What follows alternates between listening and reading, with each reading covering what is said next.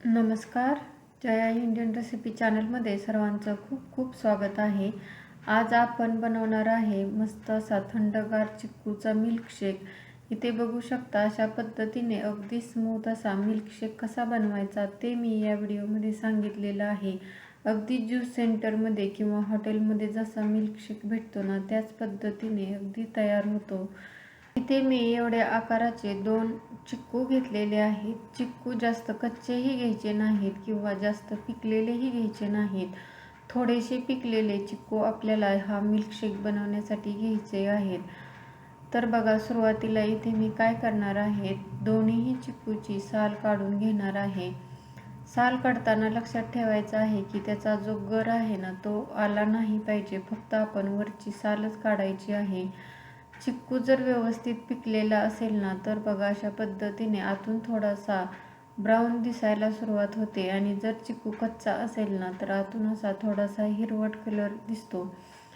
जर चिक्कू कच्चा असेल ना तर त्याच्यामध्ये जास्त रुचिक असतो, त्यामुळे ज्यूस किंवा मिल्कशेक चांगला होणार नाही. आणि चिक्कू जास्त प्रमाणामध्येही पिकलेला असेल ना तरीही मिल्कशेक छान असा लागत नाही. त्यामुळे मध्यम असा पिकलेला चिक्कू आपल्याला घ्यायचा आहे. इथे मी व्हिडिओमध्ये दाखवत आहे त्या पद्धतीने वरची साल काढून घ्यायची आहे. याच्यातल्या बिया काढून घ्यायच्या आहेत आणि याला भरपूर असा गर आहे. तर इथे मी काय केलेलं आहे, ज्युसरचं भांडं घेतलेलं आहे आणि त्याच्यामध्ये हा चिक्कूचा गर आहे ना तो टाकून घेते.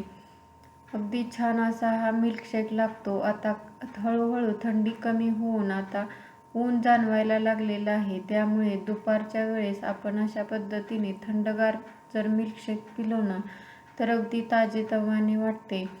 इथे मी काय करत आहे, दुसराही चिक्कू घेतलेला आहे आणि त्याच्यावरची ही साल काढून त्याच्यातल्या बिया काढून त्याचाही गर मी इथे काढून घेत आहे. इथे हे जे चिक्कू आहेत ना ते घरचे चिक्कू आहेत आणि अगदी नैसर्गिक पद्धतीने पिकवले असल्यामुळे याच्यामध्ये छान असा गोडवा आलेला आहे. मी बरोबर 1 ग्लास चिक्कू मिल्कशेक बनवत आहे. आता मी त्याच्यामध्ये बरोबर छोट्या चमच्याने 6 चमचे साखर टाकलेली आहे. साखर तुम्ही आवडीप्रमाणे कमी जास्तही करू शकता किंवा तुम्हाला साखर टाकायची नसेल तर नाही टाकलं तरीही चालेल. इथे मी या ग्लासने बरोबर अर्धा ग्लास थंड दूध घेतलेलं आहे. एवढं जरी दूध घेतलं ना तरी अगदी 1 ग्लास हा मिल्कशेक तयार होतो. त्यानंतर 2 असे आईस क्यूब टाकलेले आहेत आणि आता आपल्याला हा मिल्कशेक बनवून घ्यायचा आहे. मिक्सरचं वरचं झाकण लावलेलं आहे आणि अगदी स्मूथ असा हा मिक्सरला फिरवून घेत आहे. आपल्याला हा मिल्कशेक अगदी स्मूथ झाला पाहिजे इतका हा मिक्सरला फिरवून घ्यायचा आहे किंवा ज्युसरला फिरवून घ्यायचा आहे.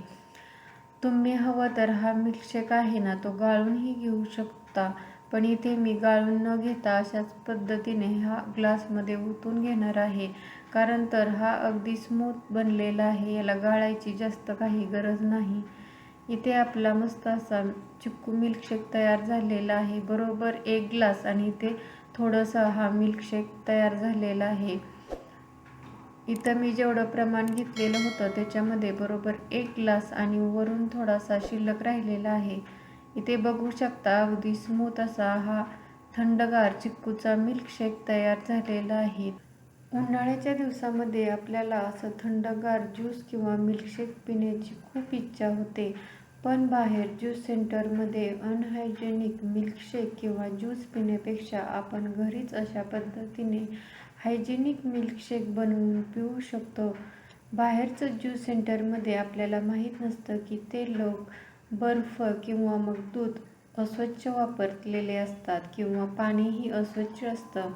त्यामुळे आपण घरीच अशा पद्धतीने हायजेनिक हेल्दी मिल्कशेक करून पिऊ शकतो.